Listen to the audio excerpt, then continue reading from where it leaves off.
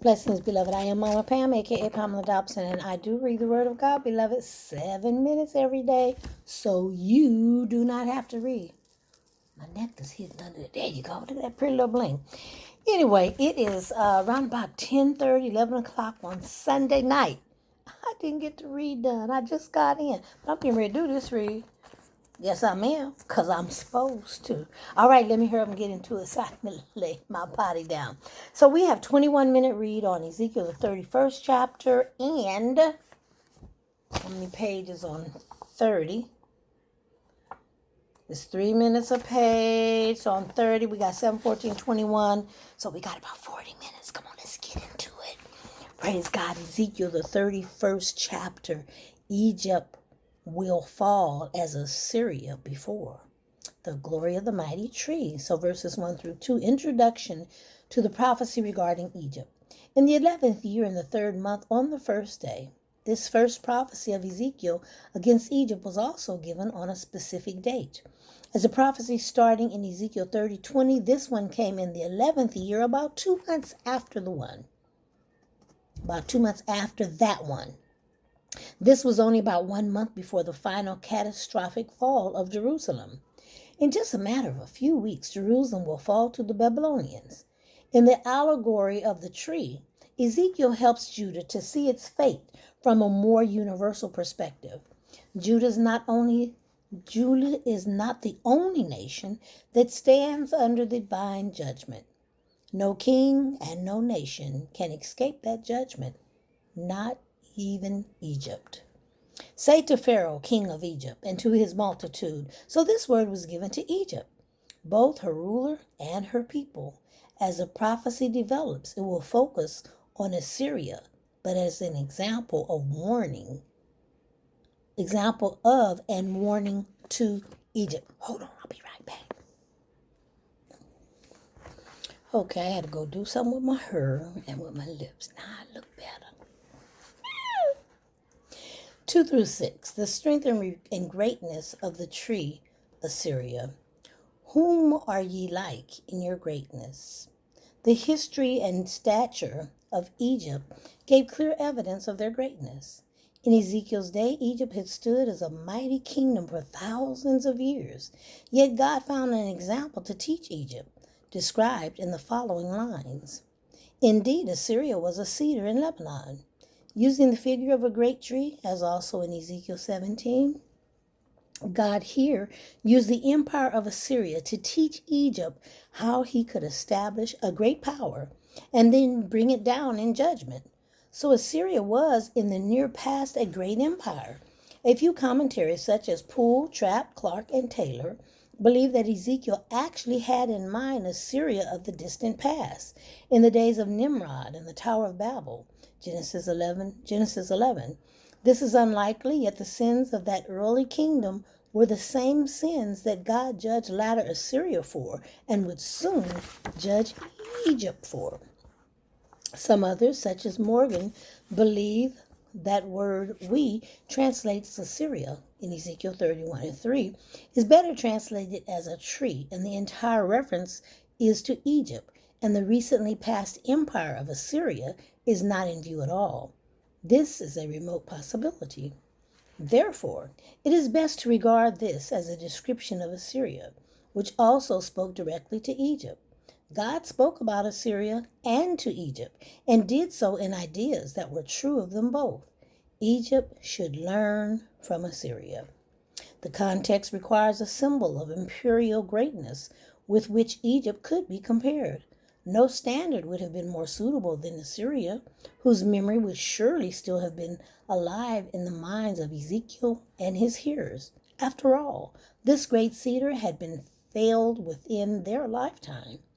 So the argument the prophet presented was simple. Egypt boasted in its greatness, yet Egypt wasn't as great as Assyria, and Assyria was conquered by Babylon. Conclusion. If Babylon can conquer Assyria, Babylon can conquer Egypt. The waters made it grow. So Ezekiel described a tree watered from many sources, so it never lacked for nourishment. Its branches became long because of the abundance of water. Assyria was watered by mighty rivers such as the Tigris and the Euphrates, and watered by many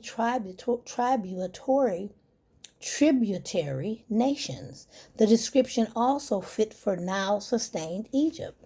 The great cedar, Assyria, verses 3, was well watered, perhaps in indirect reference to her great water sources in the Tigris and Euphrates rivers. Egypt, of course, equally prided herself in her unending supply of Nile water. In its shadow, all great nations made their home. So the greatness of Assyria made them a place of shelter for other nations. Something true of Egypt also. Before the final fall of the city, many in Jerusalem hoped that they would find protection under Egypt's power.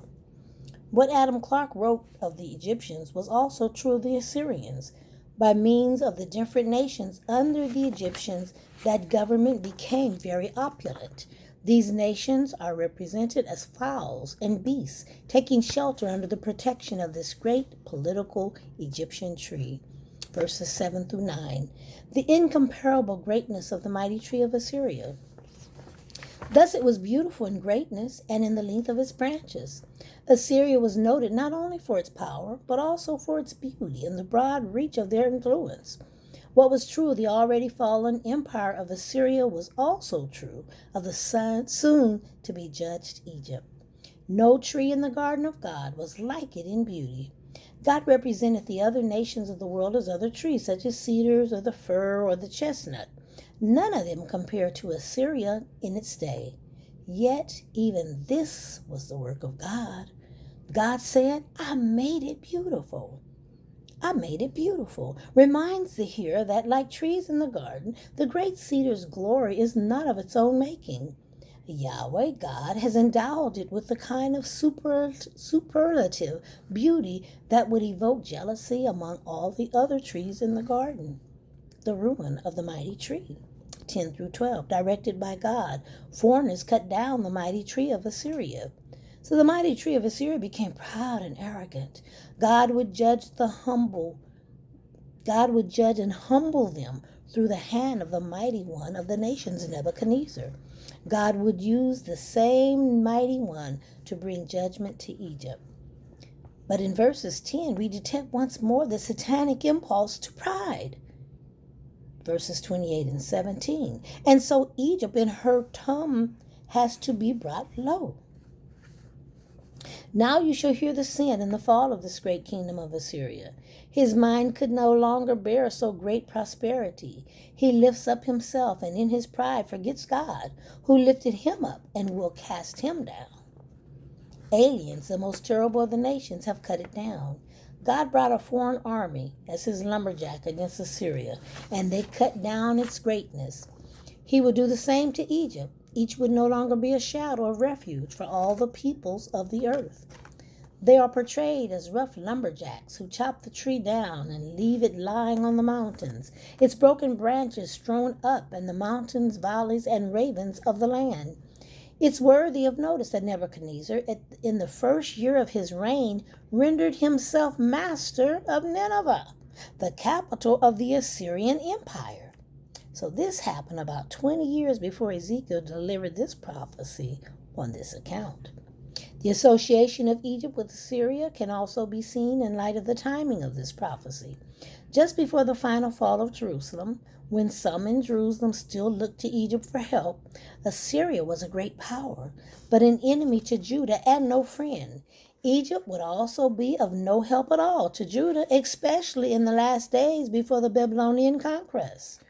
13 through 14, the ruin of the unmatched glory of the fallen tree. On its ruin will remain all the birds of the heavens. Fallen Assyria was still noted for its glorious past, for its ruin. Many would still come to its branches, but not to find shelter there, as before.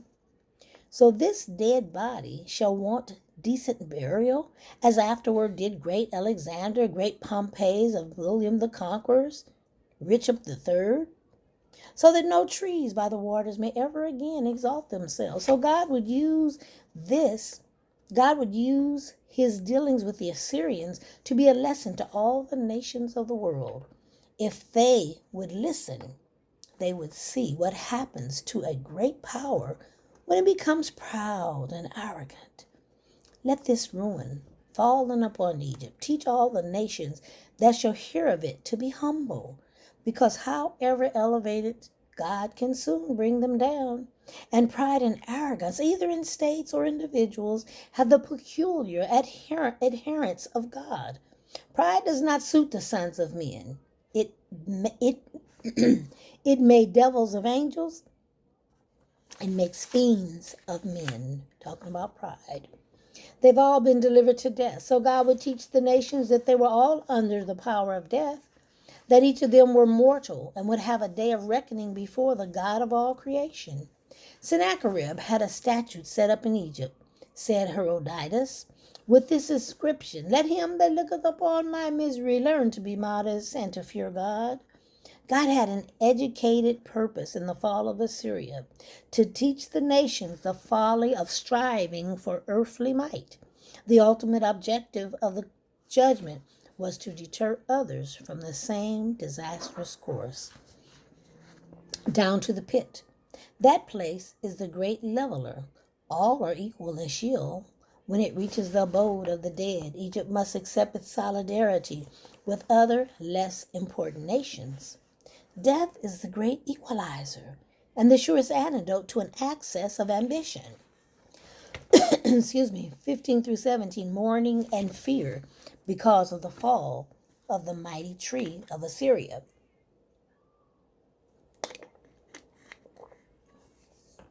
In the day when it went down to hell, it caused mourning. So when God brought judgment upon Assyria, the other nations noticed and mourned. They grieved because they knew that they also could and would be targets of God's judgment.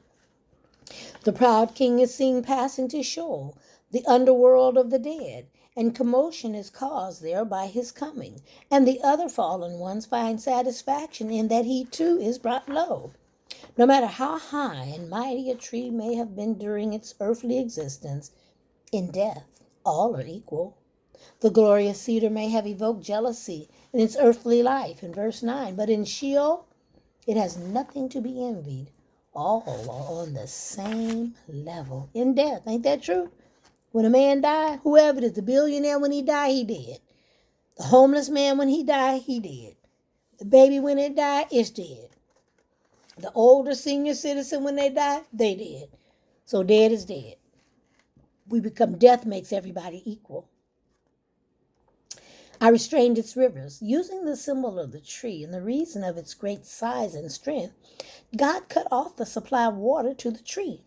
In reference to Egypt, I restrained her rivers probably has reference to the many canals and waterworks the Egyptians made to feed from the Nile. When the Nile was low with water, not rising and flooding as normal, these canals were restrained. The great waters were held back, and agriculture greatly suffered in Egypt. This was a demonstration of God's judgment on Egypt, as in Ezekiel 29:10 and 30 and 12. I caused Lebanon to mourn. So this follows the image of the mighty tree from Ezekiel 31:1 and 4. Since Lebanon was famous for its mighty cedar trees, it mourned over Assyria's fall, even as all the trees of the field wilted because of it. I caused Lebanon to mourn. There's a subtle play on words in making Lebanon, which is literally the white mountain, to mourn or to be made black, for such is the meaning of the Hebrew original for the verb mourn. At verse 18, a curse against Pharaoh and the kingdom of Egypt. You shall be brought down with the trees of Eden to the depths of the earth. If mighty Assyria and Egypt were exalted as high as the trees of Eden, they still were not beyond God's judgment. They could still be brought down. The mightiest, richest, and longest lived kingdom I have represented, saith God, overthrown and destroyed, a kingdom that canst not pretend to be equal. And if not like this, what kind of kingdom art thou like, that thou shouldest be invincible? Whoever thou art, like in height and power, thou shalt be like them in thy fall and ruin. You shall lie in the midst of the uncircumcised, with those slain by the sword. So the main instruction of God's judgment upon Egypt would be war by the sword, and it would come through another people. Since the Egyptians practiced circumcision, to spend eternity with those who were uncircumcised would be the ultimate humiliation. The reference to the circumcised is especially forceful because the Egyptians did practice circumcision and were amazingly meticulous, as the pyramids show, about proper burial. So this placing of them on the level of this mention was the deepest disgrace possible to them. To the Egyptians, those in this condition were outside the range of the civilized world. This is Pharaoh and all his multitude. So the final verse of the prophecy again makes it clear that this is really a word against Egypt in speaking of the Assyrian God spoke to Egypt. If he perceives himself as the heir of the Assyrians' imperial might, then let him also share in their fate and the fate of all other glorious trees, including those of Eden. As the Assyrians had experienced, so the netherworld will reduce him to the lowest common denominator. May the Lord add a blessing to the commentary read for Sunday, November the 17th, 2019. Know that Jesus loves you. Know that Mama Pam loves you. There's nothing you can do about it. If you want to be kind to somebody and you want to be kind to me, fine. Send your donation to paypal.me/Pamela Dobson. We're going to end this read and we're going to come right back with the next read, Ezekiel chapter 30, a fire in Egypt.